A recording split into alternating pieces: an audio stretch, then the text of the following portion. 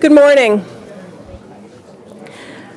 I'm Anne-Marie Lipinski, the curator of Harvard's Nieman Foundation for Journalism, and welcome to the Lippman House. It is my great pleasure today to introduce Richard Gingras, the head of news products for Google. The role is a relatively new one for Richard, but the questions are not. He has spent nearly 30 years working on the development of online services, software, and new media back when it really was new, starting with his work in television and the first applications of TV signals for data distribution. His work in online services dates to the beginning of interactive media in the US.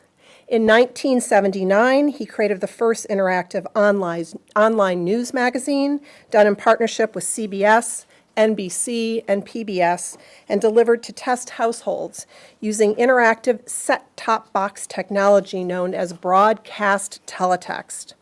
He has worked for Apple, and during his first tour at Google, served as strategic advisor to the executive team on questions of the evolution of news and television.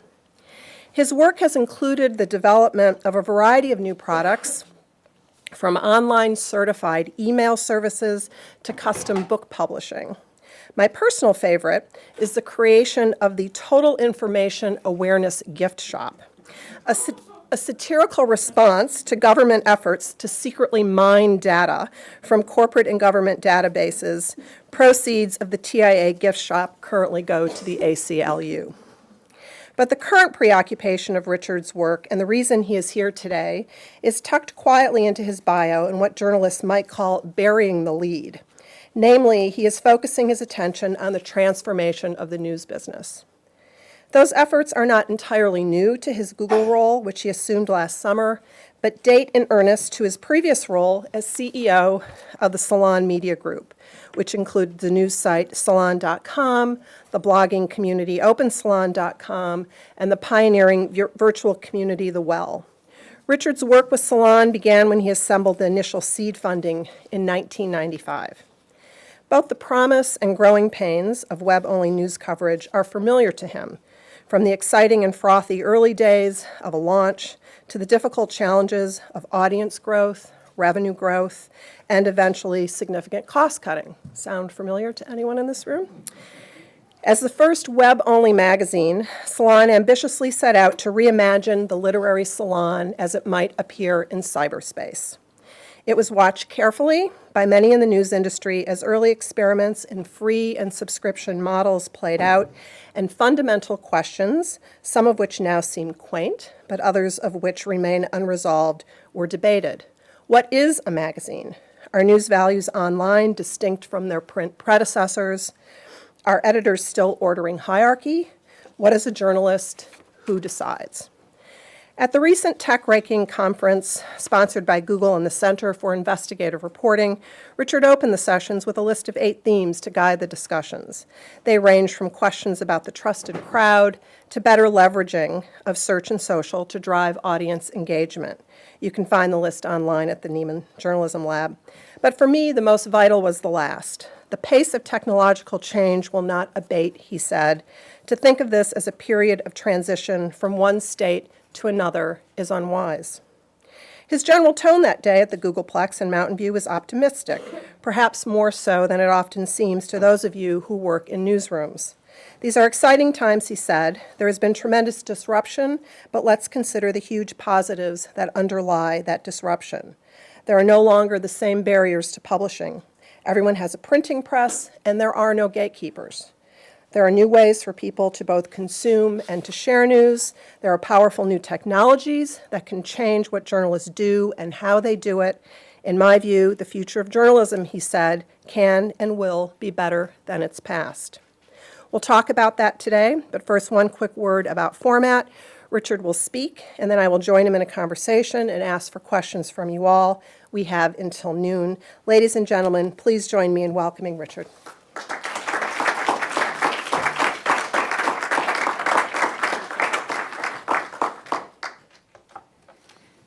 Thank you very much for that all too gracious introduction. Among my more astute reads was the decision to wear a tie today. I see, thank you, Josh. Thank you, Josh, for being the only other person here with a tie. We do wear ties at Google every day, and so I thought I would continue that tradition here. It's also very pleasant to be in such woody surroundings. I'm more familiar with the tech and glass of the Googleplex. Definitely a warmer environment. Oh, is my lab not on? My lab is not on.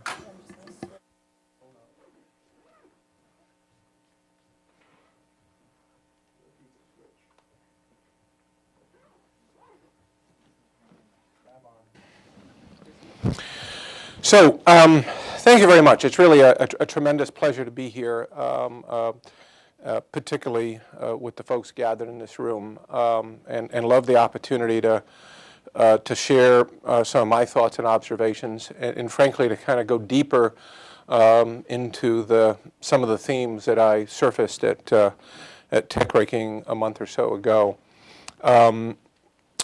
It's interesting, yes, I have been around in this business a very, very long time, as I say on my Google Plus profile online, since the day of steam-powered modems. We laugh, but the truth is the sail-powered modems before that, I mean, the difference was just dramatic. Tremendous advances we have made since that time. My career is, I'm really consider myself a technologist and a product architect, but I have throughout that career, news has been a big part of it. And as mentioned in the introduction, my first online product was that broadcast teletext-based product, which was a news magazine. And I've been involved in the creation of probably a half a dozen news products online since that time. But in saying that, and even given that in a couple of those instances I was editor of those publications, I'm very leery to accept the moniker of journalist, not by any means because I wouldn't be proud to do so, but simply because I haven't worked deep in the trenches of journalism. I haven't reported a story, simply put. And so I'm reluctant to take that rubric. I am, as I said, more of a product architect and a technologist in training, orientation, and focus. But over the course of that career, have had myriad experiences in the online arena as the technology has progressed from those very early days of broadcast teletext over 30 years ago to obviously the environment that we have today and many spots in between. From the introduction of broadband connectivity with at home to the attempt and effort to establish a trust fabric for email. All of these things to me actually sort of contribute to, I hope, a larger understanding of the kind of ecosystem that we're building. And that really is the stimulus for many of my own observations about the nature of the space. Interestingly, Carol Osterer was one of sorry to cast you with this, but you were there in the early days of broadcast teletext as well. Been a long time. Again, given all of that, much of what I say today will be personal observations. These are not official Google pronouncements, and please accept it as that. Though my work at Google has clearly both in 07 and 08 when I was working with Eric Schmidt and the senior team, and the efforts today certainly give me a very interesting perch from which to look at the landscape and look at the ecosystem and frankly look at the flows of data that really help illuminate what's going on out there. Again, not that we know the answers, but it does help us understand the questions. Google's only position in this area is basically right back to its core mission. Just to touch on that for a second, which is that mission is always been and will continue to be to really to connect the dots between a consumer's interests and information needs with knowledge that we can find with our search engines and technology and bring to bear. In all of those objectives, quality is indeed key. And we constantly, with our algorithmic approaches, are looking to find what's the best source, what's the best article on any given subject, whether that's via search or whether that's now in the social arena, which is also a big part of my job. Most of my efforts today is actually working in the environment of Google+, and looking at how we can take and adapt our algorithmic prowess in search and in Google News to the social environment as well, since that is clearly such a rich environment for information consumption today. So that's Google's objective, is how do we connect the dots between information and knowledge? And with Google News, clearly that's specific to current events information. Google News, by the way, when one thinks of Google News, it's really not so much about news.google.com. That is a part of it. But Google News is really what we think of internally as a freshness engine. What we're constantly doing is looking for the freshest content on current stories from the most regarded sources of that information and bringing it to the user. That engine supports not only news.google.com but Google Search. Whenever you see news results in Google Search, that comes out of the corpus of Google News. In doing that, we do bring links to articles from esteemed publishers in front of 1 billion users a week around the globe, 1 billion unique users a week around the globe. We do that in 72 editions and in 40+ languages around the globe. Just about a month and a half ago, we launched an edition in Serbia, and we continue to launch country editions as we march forward. A big focus of late, as everyone knows about Google, and appropriately and understandably so, is indeed the social realm, given the power of the social realm. And so we're very active at exploring that and at looking at how we, as the lines blur about where information sits and where information is consumed, is how do we bring that into the mix. And one thing that I did want to point out, we launched just last week on Google News. We launched a new edition of Google News with a number of key new features, one of which was the ability to begin surfacing relevant posts from the social environment against news stories. And again, we do all of this algorithmically, and also the introduction of a new deep dive page under stories called the real-time coverage page, where we in real time will cycle in, again, new headlines from news sources about that story. Here yesterday, with regard to Obama's position on gay marriage, I literally snapped this before I hopped on the plane yesterday. Nice to see the Boston Globe appearing there as well. But again, this is a first step in terms of an exploration algorithmically of how do we take and find information in the social corpus that is relevant, both from a topical perspective as well as a quality perspective, and surface it accordingly. And obviously we'll continue to evolve that thinking as we go forward. So just again, to kind of give you a sense of the kinds of things that we're thinking about with regard to the evolution of news at Google. That's obviously, this is one of many things that we're working on. But today, we really want to talk about the evolving future of news and how we can, as an industry, as a community of journalists looking to build that future, successfully craft solutions. Again, as I've said, and I'll say again today, I do feel these are extraordinary times. I do feel that we, in a sense, are in the beginnings of a renaissance with regard to journalism. I know that's hard for many people to hear, given the pain of the disruption to the traditional media sources, without question. I don't want to seem at all unsympathetic to that. I'm not. I've clearly, with my efforts at Salon, I'm very, very familiar with the challenges. I've worked very closely with news organizations throughout the country over the last decade or so. I understand the challenges, but the fact is, this is an exciting environment, and I do thoroughly believe that the future will be better than its past, and we'll discuss that.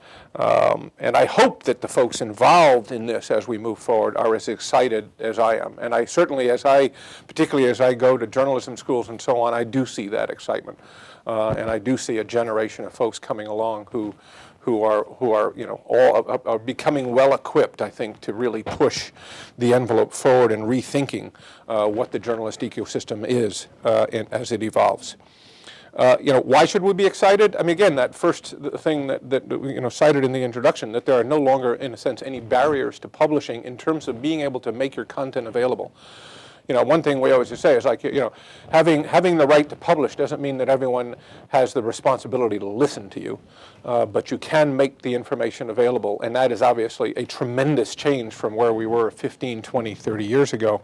That's huge. We are indeed putting a printing press in every home. As things turned out, I mean, one of those people was Craig, with Craigslist, and that obviously had an impact on certain dimensions of the publishing industry. But the fact of the matter is we now have more voices participating in the environment than ever before. We have more publishing going on than ever before. It doesn't mean it's all good, but my general sense of things statistically, and when I look at things at a high level, I tend to look at things statistically, generally the wheat to chaff ratios stay about the same. And so if there's a whole lot more publishing, my sense is there's a lot more good stuff available today than there was 20 years ago as well. It may be hard to find, but it's there. There are also so many more ways for people to consume information today, and we're seeing that. And obviously the most prominent is the social environments themselves. And that is near revolutionary, and in some cases is very close aligned to other revolutionary endeavors throughout the world. A very, very powerful change in our ecosystem. And there are powerful technologies that can affect how we do what we do. Again, whether it's the evolution of the media form and the inclusion of other media forms, or whether it's the use of technology in reporting itself, which we'll touch on, these are all very, very powerful aspects and all need to be considered as we look at what the future is. The fact of the matter is we flip the ecosystem on its head. Nothing less, and that's why I continue, in fact, more aggressively of late, push people to very much rethink every aspect of what we're doing. And I mean that thoroughly, and in saying that, I've even said, not in the most recent talks, but I gave a talk several months ago at a conference about journalism ethics, and I said we also need to reconsider our missions. We need to reconsider the ethical guidelines we provide. Not that the core ethics are different, but the behaviors and how you engage with the audience are different, and all of these things require reconsideration. Down to, for instance, in some news organizations, there's this notion that a reporter should do nothing to convey their own political perspective. And certainly you don't want to do that in the article itself, but I've also felt that transparency regarding the source, right down to that reporter, is hugely important. More important than ever. I do believe that trust in this environment is not so much about the brand as it is about the individual. And so the notion that somehow I, as a reporter, I'm not the reporter, but as a reporter, I don't have a political view or a political affiliation. Somehow building trust by lack of transparency doesn't seem terribly logical to me. So I do think we need to reconsider everything. Doesn't mean everything changes, which I want to emphasize, but I do think from an intellectual perspective, to go through that thought process is a very, very important one. And interestingly, that's sort of a core principle at Google. It's like be careful what you assume, because just because it's happened a certain way for the last 30 years, 40 years, or the last 2 years, or the last 6 months doesn't mean it's true tomorrow.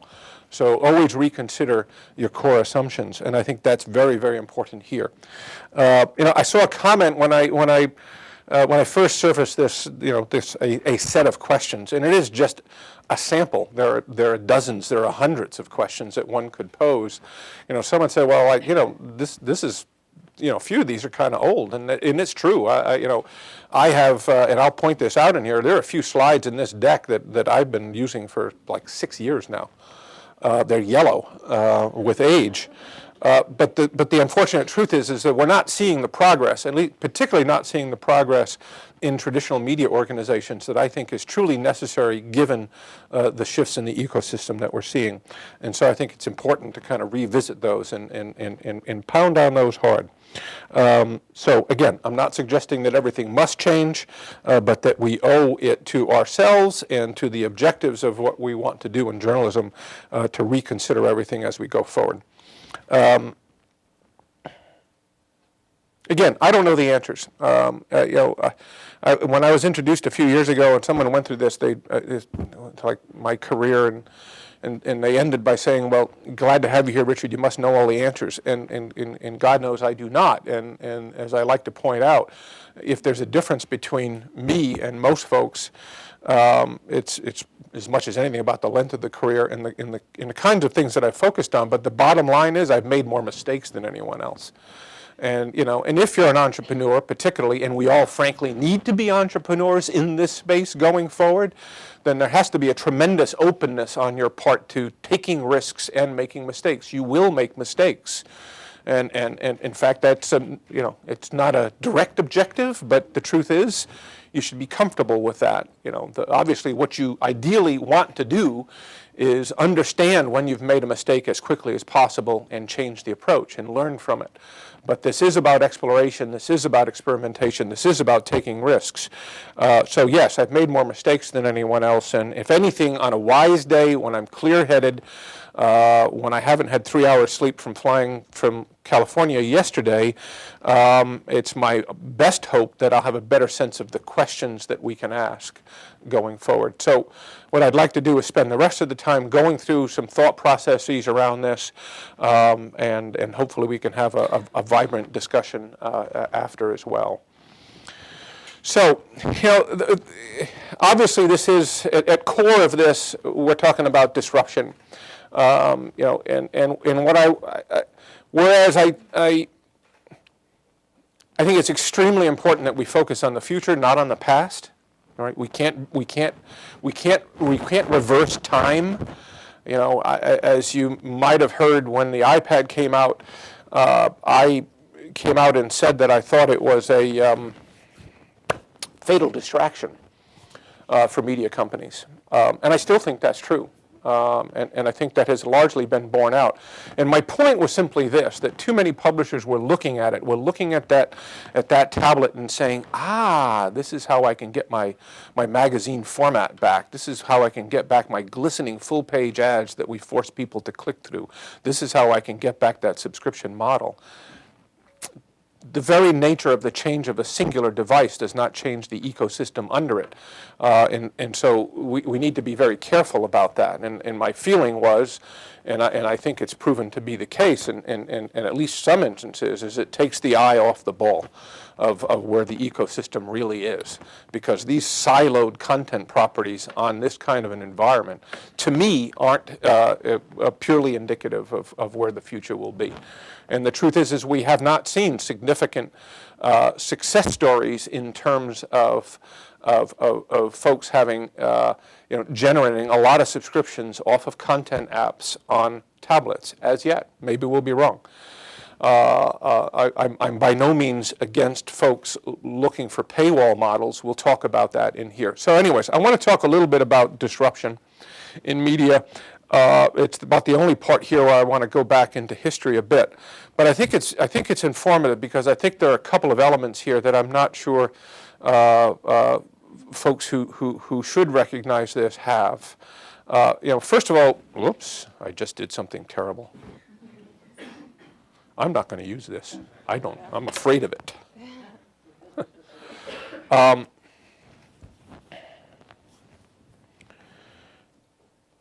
This is not the first time we've seen a disruption in media, and it's certainly not the last time we've seen a disruption in media. As was noted, we're not talking about going through a transition from one model to another. This is going to continue very rapidly. But I think what's important to recognize here, I really want to focus on the business dimension here, is that the key aspect of disruption, there's been a lot of technology disruption going on here, but the key aspect, and the one which really flipped it on its head from a business model perspective, was the change in distribution, right? And the thing is when you look at media historically, and when you look at it from a business perspective, it's all about distribution. And the shift in distribution frames your business model, as it's simply stated. And indeed, when you look at it here, that 40 golden years of profitability in the newspaper business. I think that sometimes we look at the newspaper business and say, well, like this was some, etched in stone successful model that was successful forever. The truth is that the newspaper business was not historically always a significantly profitable business. It was a significantly competitive business. Lots of newspapers struggling to find enough voice to make decent money. And like many businesses, maybe the leading property in the market did pretty well, and the second property did so well, but third, fourth, and fifth not so well at all, is typically what you see in markets. Now, interestingly, the 40 golden years of newspaper profitability was indeed triggered by an earlier disruption, and that was television. And this has been something that I just innately believed, given my career, was the case. And then recently, Hal Varian, our economist at Google, issued a deep array of analysis of the media, and what I found in it was the snapshot that I was looking for. And frankly, that's the element at the left here. Because if you look at that, I didn't label it here. Like, what is that about? Well, this is what it's about. This is the period of 1949 to 1959. Right? Television was introduced in the United States, 1946? The first TVs went out. As you can see, it had an immediate impact on ad revenues. And over that decade, a tremendous growth in TV ad revenues and a subsequent decline in growth in newspaper revenues. The other lines, by the way, they're not labeled here, but it's radio, magazines, and I believe direct mail. And you can notice the other lines barely change. Right? Television basically took all of the one that got hit was newspapers in a big way. What was the effect of that? Because you look at that and say, well, that's not wait a minute, you just said that 40 golden years of newspaper profitability were fueled by a disruption which caused the decline in ad revenue. Yeah, it was, because what happened here is that this caused a contraction in the business. Right? And this is where we went from metropolitan areas with 5 and 6 newspapers down to 1 and 2 newspapers. And if there were 2, there was a joint operating agreement in major markets like San Francisco. And what did that introduce, basically, was a tremendous degree of pricing control on the part of the newspaper. Right? Virtually monopolistic control over pricing in those markets. If you wanted to advertise in Dayton as a department store, you advertised in the major newspaper, and we saw that obviously around the country. If you were a car dealer, you advertised in the newspaper, so on and so forth. And so it was again that disruption which triggered the success. What changes in distribution can give, they can also take away. And that's what we saw, of course, with the introduction of the internet, was the open distribution of the internet eradicated that print distribution leverage. Right? Simple as that. And a hugely impactful thing. What does this mean for the industry going forward? And this is what I want to touch on here, because again, if you want to, from a business perspective, if you want to look at how do news properties in the broadest sense of that definition evolve, then you really have to be tremendously cognizant of what that underlying content marketplace, content economy is all about and how it works. And that's what I want to touch on here. So let's talk a second about brand and scope, is how do we define products in a marketplace of niches, because that's the big shift here, right? Back in the days of when newspapers had dominance in these major metropolitan areas, in a sense, the advertising economy in that environment was really about geographics more than anything else. And to some degree about demographics, right? If you wanted to advertise to the New York marketplace, particularly with good demographics, you went to the New York Times, right? Tiffany's, as an example, Tiffany's is advertised in the front section of the New York Times for like ever, right? They would never do that online. They don't do that online. In the print paper, you'll find a Tiffany's ad next to an article about people starving in Darfur.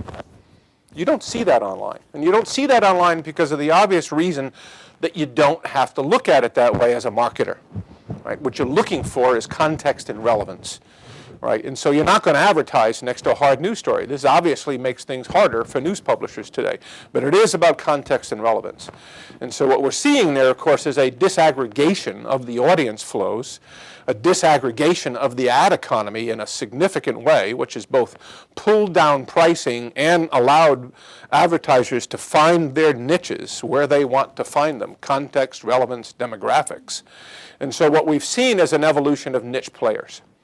Now, this is, of course, makes it particularly difficult for news products, in particularly, say, newspapers, where cross-subsidization was always a key part of the dynamic, right? I mean, what paid for local news coverage? What paid for the investigative journalism reports? It wasn't the amount of readership and advertising against those stories at all, right? It was the gardening section, it was the classified section, it was the automotive section, it was the lifestyle section. But these are trickier in this environment. I found this at Salon. This is, part of my whole objective at Salon, not only trying to kind of move that property forward, is really to understand the nature of the underlying ad economy. And it's very hard, because you have, in every one of these niches, you've got properties out there that are focusing hard and fast on that niche alone. Pregnant moms, yeah. Whatever the category is.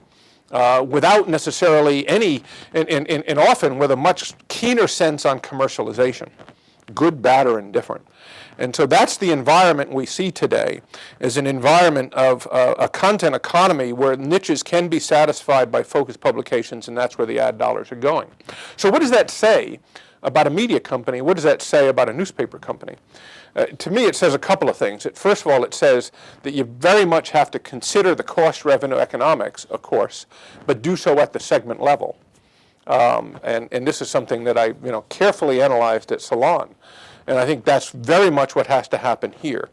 My bottom line point here is I don't believe that the vertical model of a newspaper, for instance, is a successful model going forward. It's really, to me, my thinking is, and the question that I pose is, in a marketplace of niche players, does an all things to all people product make sense against that content economy, right? In a sense, I tend to think of major metropolitan newspapers in their day were the portals, were the content portals for their communities. You might go back to the early days of the internet, right? Yahoo's major success at the beginning was search and as a portal. Portals have largely disappeared in terms of having impact in the internet environment, right? People don't, it's not where people get their stuff. That was a thought, come to one place, Yahoo, get everything. Come to one place, Excite, which I ran, get everything. Doesn't really work that way anymore, because obviously there are all these excellent properties going into the niches that people can go to. And so my point is not that one should not that news organizations and newspapers shouldn't look at these niches and serve these niches, but I think you have to think about them in different ways. I was at another conference recently and witnessed a presentation by the CEO of a newspaper company here in the United States, and it was an excellent presentation. And he really had a very good sense of their strategy and a very good sense of what kind of market they had to go after. The only thing that I found discomforting in it was the model was attached to the overall brand, and then they weren't looking at its independent parts. So, for instance, we talk about paywalls, and paywalls make sense. I think paywalls in various areas can. They're definitely not a panacea, particularly when it comes to general interest information. Right, people say, well, the Wall Street Journal pulls it off. The Wall Street Journal does pull it off, but that's information that is perceived to have high value, that is consumed largely by the business community, and whose subscriptions are are paid for by their corporations. That is not a model that transfers automatically to general interest news. And so my point about that, that evolving newspaper model, might it not be better to look at that and say, well, yes, when it comes to local news and local politics, yes, we're going to craft the brand, and indeed, we're going to make that a subscription-oriented offering. But when it comes to sports, which probably isn't going to drive the subscription value, but is nonetheless popular, we're going to peel off that brand, and that brand isn't going to have a subscription model. That brand can have an advertising model. I just say this as an example. It might actually be flipped. I don't know what the right way is. My point is, however, we need to look differently at how we define products against the content economy and against the niche audiences and niche revenue streams that are attached therein. So, thought process for folks to go through. Again, I don't know what the answer is here, but I get discomforted by the approach that says that our portal model, our newspaper model that we've historically managed and very successful at, we just can transfer it to the new realm, rework some things, and make it successful, and I don't believe that's going to be the case at all. Better to assume not. Hope for the best, expect the worst. Audience flows and site design. So let's talk a bit about this. because I think there's, again, some very powerful lessons here. One of the things I've seen in looking at news sites over the last several years, and got a very close look at it in running Salon, was how audiences are evolving. And what this shows is not a very clear chart to understand, but basically this is the source of audience, the source of unique audience against a news site. And I took data from a number of sites and sort of mashed it together. All right. And so in 2009, just 3 years ago, the typical news site was seeing maybe 50% of their traffic uniques now, not overall audience, not overall page views. Very big difference. Very big difference. The difference being that your loyal, dedicated user coming every day, they're coming to your homepage and they're consuming a lot of pages, and that's great. You want as many of those as possible, right?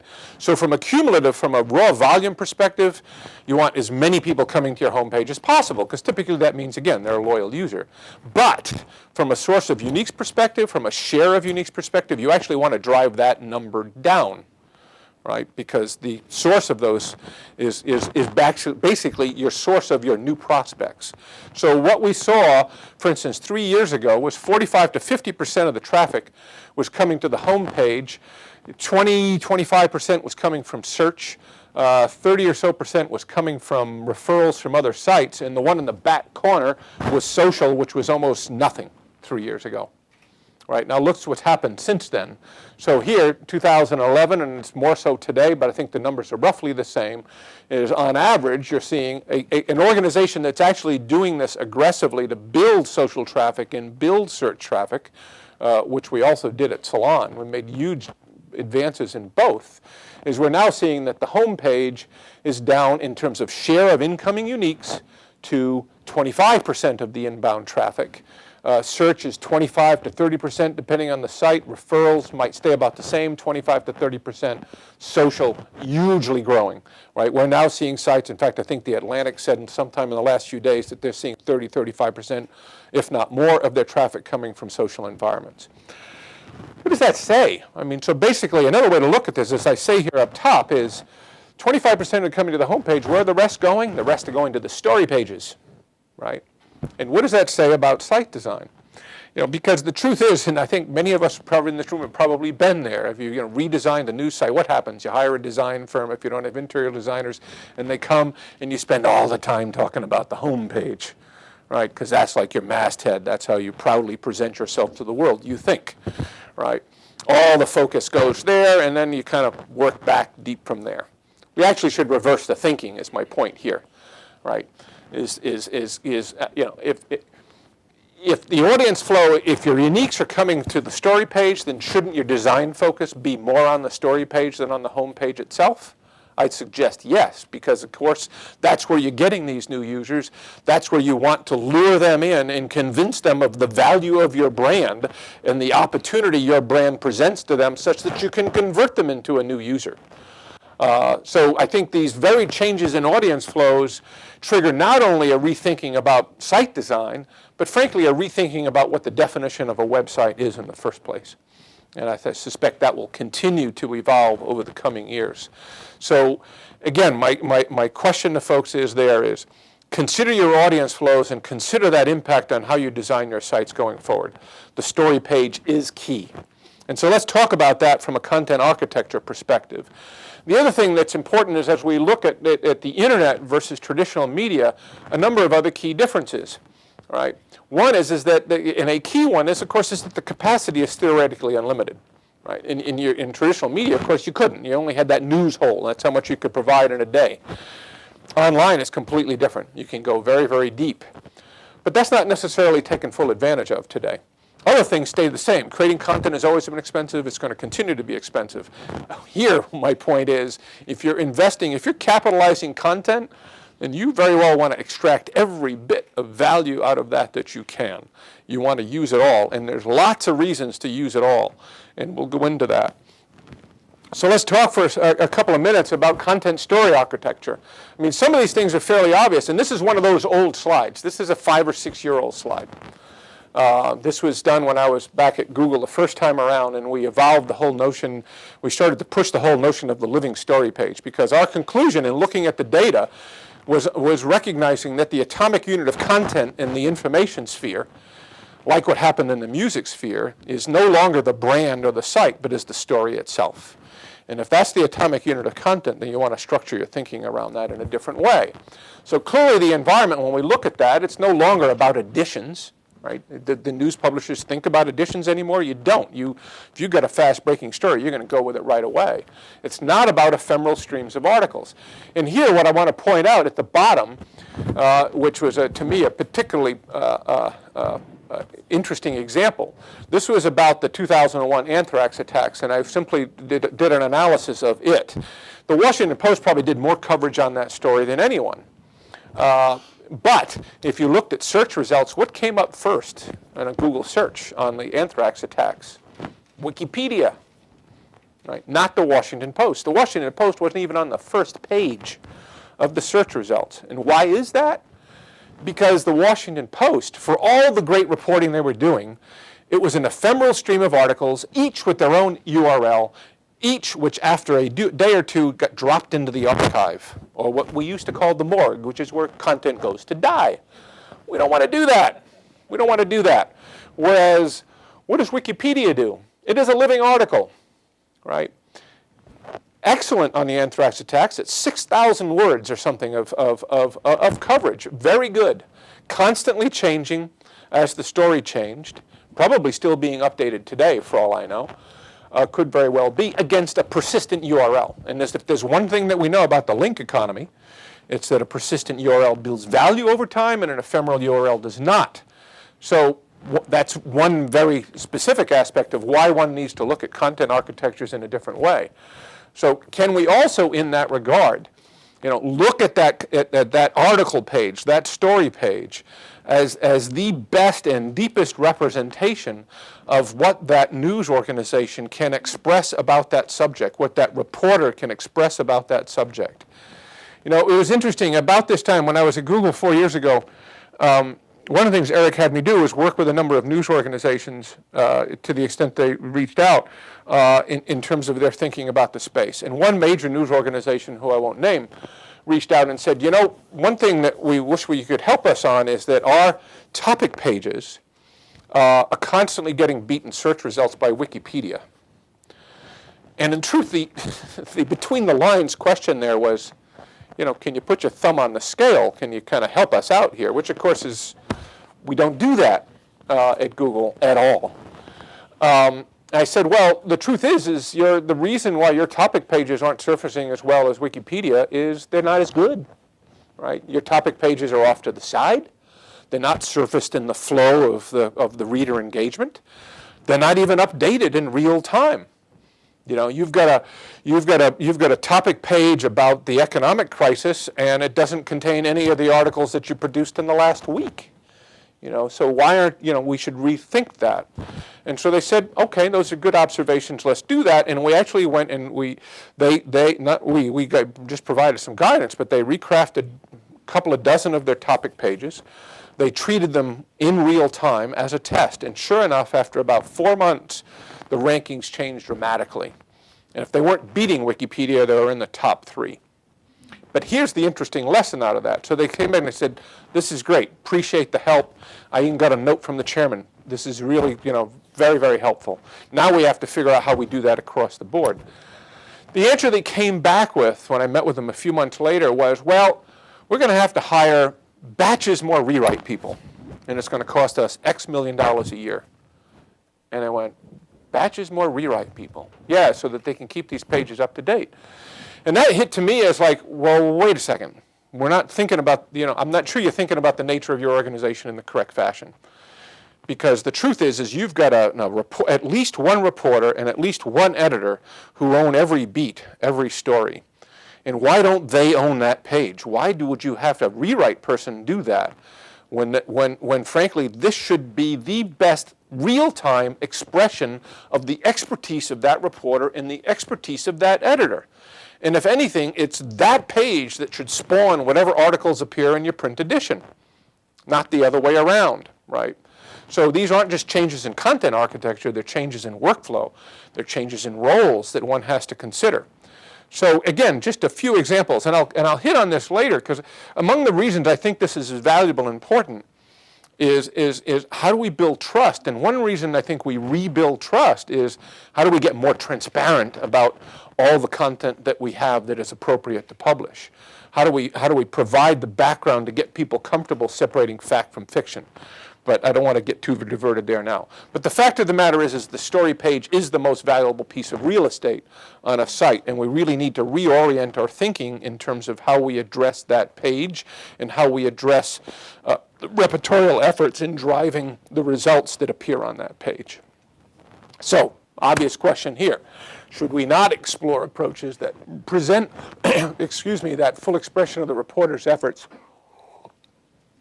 in one place behind a persistent URL?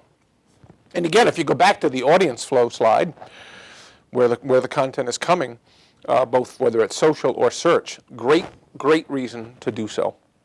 Because again, for many of those new users, you really want them to see, that's why that's what makes this brand special, this reporter's effort special, and make me want to come back again. Style and form. It was Marshall McLuhan who said that every new medium begins as a container for the old. We know that's true. If you go back and look at the history of radio in the first, what did they start doing? They were reading newspaper articles. Right? They quickly realized after a while that that style of writing didn't really work on radio. That you needed a shorter sentence structure, you needed a punchier style to convey. And so over time, the writing style changed. And of course, in journalism schools everywhere, if you learn news writing, you learn news writing for different media forms. So every media form has its different approach. And I think here too, we need to rethink this. And this is an area too. This is another slide that is. I think I changed the images, but this is another very old slide. When I was at Salon, one of the things I did, we were at that time, before we redesigned it, several years ago, we were still paginating articles. And so it was very easy, actually, to do the analysis of how deep in an article were people going. And what I found was that on articles longer than 1,500 words, which typically meant a 2, 3, or 4-page pagination, that only 25%, 27% of readers who clicked on that link actually made it to the end of the article. And I remember someone observing, they said, well, that's actually, comparatively, that's a really good number. And I was like, again, I'm the sort of the new guy, and I said, I don't know about that. Here we are investing a tremendous amount of money creating this stuff, and we're comfortable saying that 75% of the audience didn't see fit to finish the article. What does that say about our approach to the medium for today's audience? We're probably not communicating as effectively as we should. Now, I don't want this to be perceived as a criticism of the long form. The long form can be great. I love long reads as much as anyone. But I also know that the odds of a writer producing a great read of length increases. And I had the great pleasure of spending time and interviewing Lewis Lapham a while ago. And one of the things I always appreciated about Lewis was he's one of those folks who thinks deeply about structure and form, right? Hopper's Index and so on and so forth. And that was his point. And if you read his Lapham's Quarterly, they're all very short pieces because he feels the same way. He says, the ROI on investing in long form articles just isn't there. So again, I'm not saying that the long form shouldn't be used, but I do say if our objective is to communicate, if our objective is to convey information, then we have to think about what's the right form for the right medium at the right time. I don't know what it is here, but one thing in my own sense of things over the last decade or so, is there has not been enough exploration here. The painful thing about that, actually, is that it doesn't cost anything. It costs very little in that realm to explore, right? You don't even have to hire developers. But it's really hard. And I know it's hard, and I understand why it's hard. Again, even with Salon, digital only from the beginning, but when I stepped into that role, I said, as I said here today, we need to rethink everything. And everyone said, yeah, let's rethink everything. And that works until you get to the specifics of what that individual does. Because then all of a sudden, well, no, I like doing it the way I'm doing it. It's hard to change. It's hard to break the biases of our pre-existing experience. So I do understand the difficulties, but that does not change the need, right? So, what do we think about the form? What do we think about the nature of the social network post? All right, one of the things I found at NewsFu last year, I led a session on just that question: what's the evolution of the social network post? And one of the things I learned out of it, ProPublica was there, and one of the things that they do, which I thought was very wise, right? They do obviously in-depth stories on investigative subjects. When they finish a story and they go to the social networks, they don't do a singular post. They do a series of posts over a few days, and every post is a new nugget of information and knowledge. Right? Because they're presuming, yeah, we'll get folks to click through, but they're also looking at saying, how do we convey what we're about and what this story is about? How do we get knowledge in people's head at every step along the way, even if the only thing they consume is this 40 words of content I stick in the social network post? I think that's a very wise bit of thinking there in just one bit. So how do we evolve this as these environments evolve? You know, one thing that we know in the social environment is, you know, Nick Bilton at the Times, he can share, you know, he can do a social post on an article he just wrote, and we'll see 10,000 people engage with that post, but only a modest percentage of them, maybe 10 or 25%, actually click through the article, right? They've engaged with the concept. Clearly that suggests other evolutions of content in the social environment as well, which makes it even more important that we rethink form. Effective use, a typo. Effective use of embedded links and footnotes. Larry Page, you know, who has a very keen way of kind of looking at a problem in a very different way.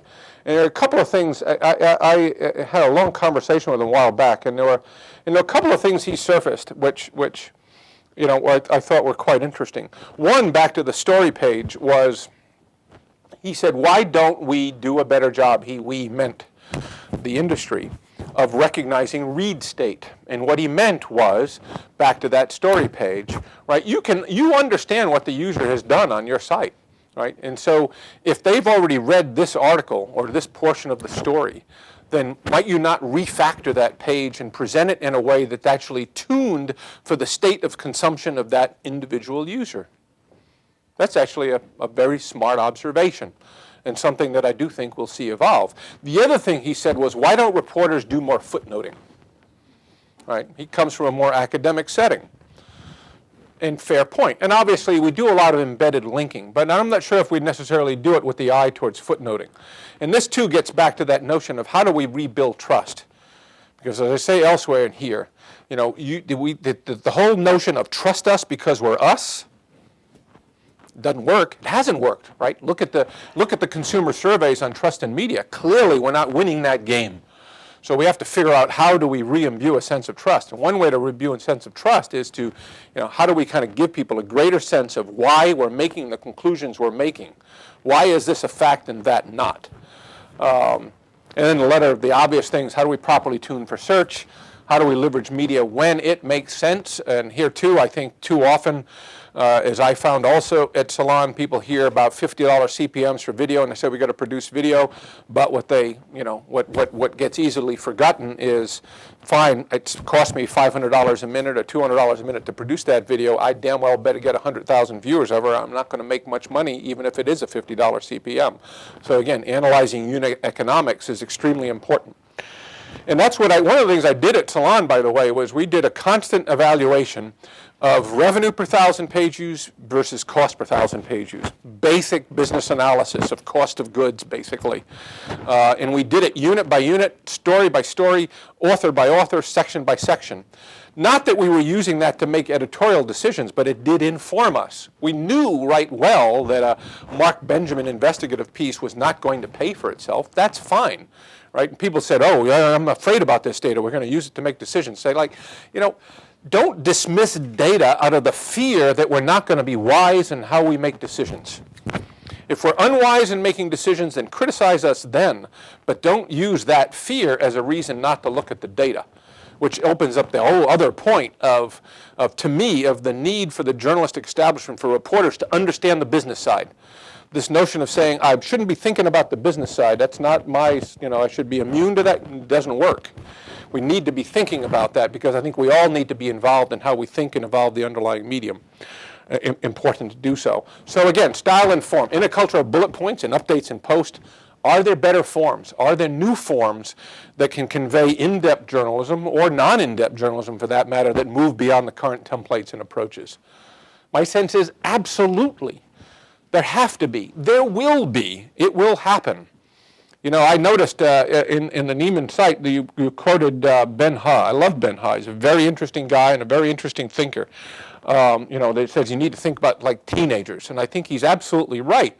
I don't even know the full context of that. That's all I read. You need to think about teenagers like teenagers. That's absolutely right. Because, you know, we need to evolve our form to meet the evolution of the underlying audience. You know, I will declare a very modest step of victory when I start seeing news articles, maybe even with bullet points in them. Gee, what a concept. You know, help me understand the summary of this piece and then let me go deep as I want to go deep. All right, computational journalism. Let's talk further about this. Because I think there are, again, some significant opportunities here. And I'm going to start with an example. Some of you are probably familiar with a guy named Adrian Halvardi. He's an interesting young fellow. He went off and founded something called everyblock.com, you know, which consumes data from municipalities and surfaces it. Well, back in, I think this was 2007 or so, he was an intern at the Washington Post. And at the time, the Washington Post did this big, you know, standard spotlight series on the state of the DC schools, right? They worked on it for 3, 4, 5, 6 months. They ended up with a 3-part series, 45,000 words, maybe 45,000 people read them, which is fine. I mean, we know, you know, that's not a criticism, because we know a lot of what we do is about how do we get the right information into the right kinds of heads, into key influencers. But along with that, Adrian, as an intern, built this site, which took all the data they had gathered and represented it into a site, such that you could go into that, and it was quite powerful, and you could go into each area of the district, you could go into each school, and pull out the data about what was going on in that school. Everything from average test scores to what the reports were about the state of the facilities, light bulbs out in the bathroom, crimes, so on and so forth, all there. Very informative, very useful. The sad thing about it was that it died after that. It did not continue. And my whole point here is I do think that we have a significant opportunity here, not only to do good quality journalism, to use computational journalism, not only to assist the reporter's efforts, but how can we actually use those capabilities in certain areas where appropriate to build persistent repertorial sources, almost automated repertorial sources of information about given subjects.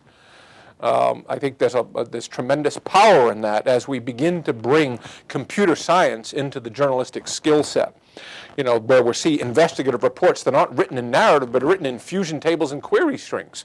Right? These are definitely possibilities. And interestingly, I think in some areas, not all, and probably a minority of areas, but this was one that actually presents interesting monetization opportunities. Because the one thing one knows about this is a very good example of it, right? If you go click on that school in the Northwest or the Southeast or whatever, what do I know? I can probably assume you've got kids in that school. I actually know the age of your kids. I know the district you live in. Probably can actually service the right kind of ads in that environment. So in some cases, we'll actually see monetization opportunity. And again, if we look at it with persistence, we get long-term value for that capitalized cost, right? It's not a one-shot. It's an eternal shot. Again, case by case. This doesn't work in every instance, but it's something that I think we really need to do more with journalistically. And I think we will do more with evolutionarily as we see more people come into the environment. We see more folks coming out of school who have journalism degrees and computer science degrees. You know, how can we advance journalism school curriculums that we cause that to be the case more often than it is today? So, obvious question, you know, can indeed computational journalism help with stories but eventually become persistent automated investigative reports? I'm not saying this is true across the board. I'm not saying it's true with every kind of story, but it is true with enough stories that it's worth, I think, giving serious thought and pursuit to. Reporters' tools. Again, you know, this is at core here. The economic issue is about capitalized content. It's bizarre. I use phrases like it came out of business school, and I did not. I have a liberal arts degree.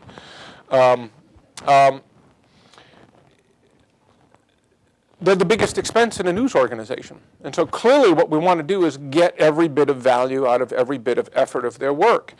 And so, one of the thought processes here is, again, back to what I said about story pages and so on, is how do we take and leverage every bit of effort that reporter is making, every bit of their expression into the product that's at all possible. And to me, that suggests that we should rethink, not only the site, but we should rethink what are the tools, right? We talk often about this back-end CMS. I think we might actually find more value in rethinking how do we equip the reporter in this day and age to absorb and present everything quickly. Right. And this isn't rocket science technology. Most of the tools are there, and they're whether it's using the doc cloud or whether it's using fusion tables or Hangouts on Air. All of these different components are there. But how can one take and meld those into a tool set for a reporter that ties appropriately into the news organization's back end, such that you simply get greater degrees of efficiency, productivity, and optimization of value out of that reporter's efforts? So to me, the challenge here is, yes, can we indeed, who's going to rethink the Reporter's Notebook 2.0, such that we can achieve more for the efforts that we make today. Organizational roles, and I think here this is hugely important, particularly with traditional organizations. It's not, what we see with startups, of course. I mean, and this is the huge challenge when in periods of disruption. Right, because the truth is if we look at the history of disruption in various industries, rough rule of thumb, I gave a talk recently, and right after me was someone from McKinsey or Forrester or something like that, and he actually said in periods of disruption, at best, 50% of the leading players from the prior era might make it to the new environment. And why is that the case? It's a fairly classic one, and it's not an easy one, and I don't say this critically. I remember someone said in my presence, they said, when the internet blossomed in the 90s, and when when Craigslist appeared, why didn't newspapers respond immediately, and change their models and change their approach? And I went, yeah, very easy to say, very hard to do if you go back and look at that point in time. Many of these companies had gone public in the decade prior. They were answering to the street. Classified ads was the cash cow of the newspaper industry by far. And you're telling that CEO at that time to have both the wisdom and the courage to say, oh, we're going to blow up that cash cow because of this perceived threat from the internet in Craig Newmark. Not easy to do, right? But that's at the core of the issue, what happens in disruption, because the reason why many entities don't successfully make the transference is that they're not capable of eating their own young, as it were. And that's really what it requires here. Instead, what you have is folks on the outside, whether it's the Huffington Posts or the Ben Hus or whatever, who are looking at the problem, from in a very clean slate. They have no past cultures to try to honor or transfer. They look at it very cleanly. However, that simply emphasizes, I think, the need for us organizationally to kind of rethink how we do what we do, and rethink, for that matter, the resource mix. So what's the role of a reporter when, again, the tools, the timing, the procedures, the types of output are as different as they are in this environment versus they were 15 years ago? What's the role of an editor in a editionless environment with multiple forums to engage and with a different set of resources to manage, right? How do you use those new resources, whether it's a computational journalist on your staff or in a sense the trusted crowd, which I think is equally important? How does an organization leverage the trusted crowd in an environment where news is as social as it is not? How do you interact with your audience, and what does that mean to the roles of the folks in the organization who look to manage them? What's the role of product development, which changes nearly as rapidly as the news, right? So, a series of questions here. Given all those changes, does that not require a complete digital-first rethinking of editorial roles and workflow? I would say absolutely. Are there new approaches that news organizations leverage the assistance of the trusted crowd? I do think that successful news organizations going forward, the most successful, are going to be the ones who understand how to do that. And I use every one of those words carefully. Leverage the trusted crowd. I'm not saying citizen journalism, everything that pours in is necessarily good. But there are things that one can do, whether it was what Josh Marshall did around the time of the U.S. Attorney scandal, where he took all of the data dumps from the Justice Department and asked his audience to help sift through it. There are various things that one can do here and that one should do. And I think it's a core skill set that I at least would like to see more news organizations beginning to approach. Where does that product development team literally sit in the organization? I had the pleasure to spend a bunch of time a couple of weeks ago with the editor-in-chief of El País in Madrid. And one of the things he told me was that about a year and a half ago, when he took over, shortly thereafter, they took the product development team and they put them smack in the middle of the newsroom. Like complete change. Before that, they were over in some department a couple of floors away, in the middle of the newsroom, right? So that they're interacting with people on a daily basis. Because indeed, in the environment here, the product almost changes as fast as the news, right? And we really want that degree of interaction. We want people thinking in that regard. We want folks, and this was an interesting challenge as well, at Salon. And again, not critical, just state of the nature of cultural change.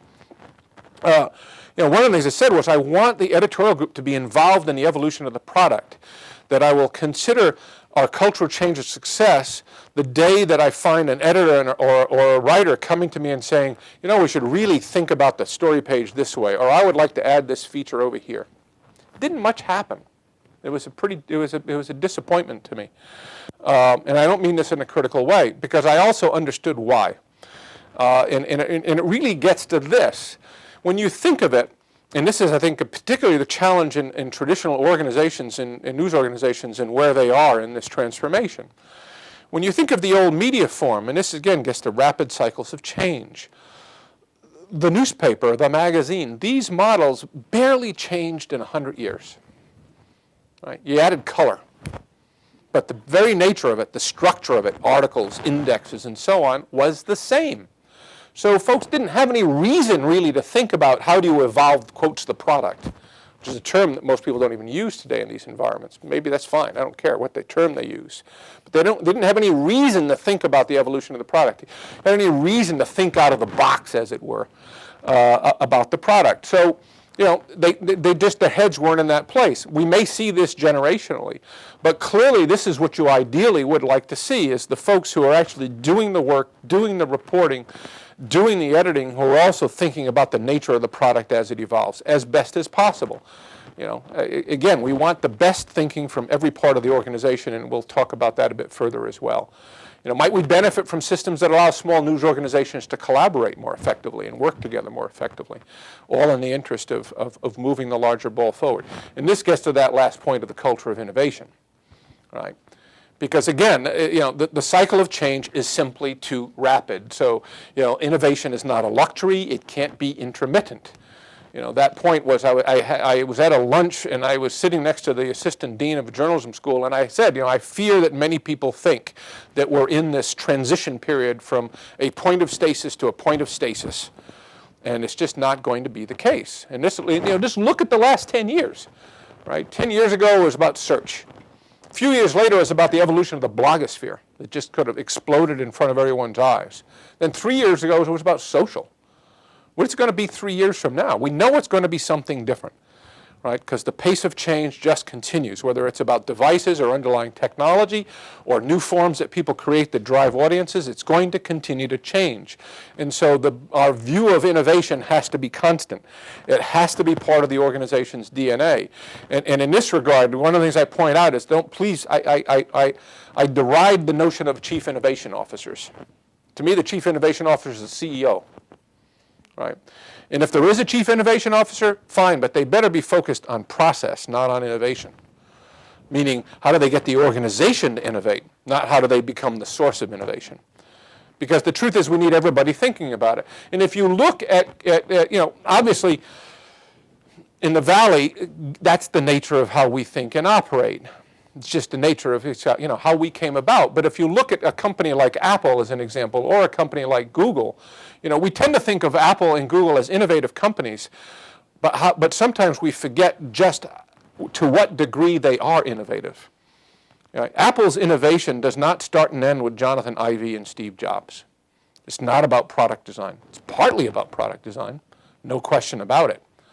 But what that allowed them to come out with, these nicer MacBooks and iPads and so on, was manufacturing capabilities, material uses, right? How do they get aluminum into the process? How do they mold aluminum into solid cases? There's innovation everywhere in the organization. I mean, at Apple, thinking out of the box includes the box. And we shouldn't forget that. At Google, it's not only about, the kinds of stuff that I do on the product side with engineers. It's what we do in the data centers. It's what we do in trying to figure out how to be energy efficient with our millions and millions of servers. All of these things, constant innovation. And so the same thing here. You really want the kind of culture where everyone is constantly rethinking about how can they do things in a different and improved way as the underlying environment changes. So again, how do we staff those news organizations with the right kinds of resources?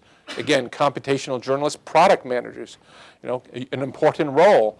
The right mindset to make constant innovation core to the culture's DNA, and the role of each and every member of that team.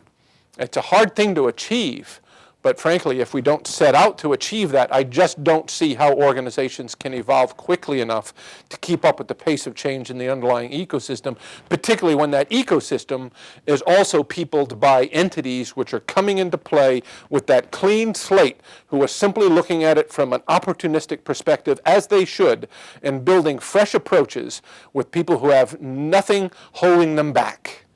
No traditional vehicles to support, no traditional business models to support, no traditional technologies to support, all fresh and different. Why is this important? It's important for all the obvious reasons, but one of the things that does come to mind is the internet, for all its power, and I don't think any of us, if any of us were given the option of can we roll back the clock 15, 20 years and make the internet disappear, how many would say we should? I don't think you'd find anyone who would say we should. But obviously the internet is also, human nature doesn't change, but the internet certainly has an interesting impact on things. And one of them is that it does indeed support any belief, any opinion. It doesn't support, but it enables the support of any belief, any opinion, any fear, and gives it added volume. Right? The fact that you can go on the net and find probably 5,000 sites of the birther movement or whatever it is at any point in time.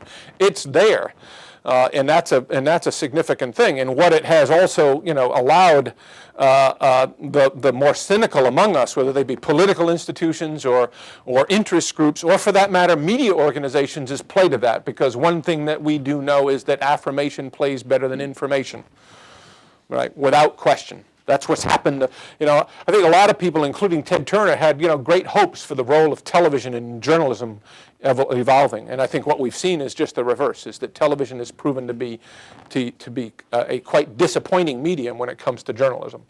And in truth, particularly the last decade, where cable news is basically just dropped into this insidious notion of confrontational discussions where people are playing to their crowds and providing affirmation and not information. And what does that mean in an environment where we look at news organizations not getting the trust that we feel that they should have and actually see that decline, right? Again, we can no longer say, trust us because we're us. It does not work. It has not worked. You need to trust us because of what we do and how we do it, and we need to rebuild that, and we need to rethink how we build that in every possible way. And again, there are great opportunities here, both in terms of how we architect products to provide that fabric of support, to how we leverage the social environment to build regard for the individual reporter, the individual brand, that's who we're actually asking people to trust in. So let me close here. As I've said, yes, I do believe that journalism's future will be stronger and better than its past, given the nature of the evolution of the ecosystem. Will we have painful transformations? Yes, we'll have painful transformations, but we're already seeing some of the benefits of this. And the truth is, it has to be. And the truth is, I think that's what we're all here to do, is to figure out how we can get there. So again, I hope this doesn't come across in an appropriate way. I don't want to be telling people what they should do. I simply want to try at best to surface the kinds of things that we should consider to keep the cycle of innovation moving forward in a more significant way. I thank you very much for the time and the opportunity to talk today.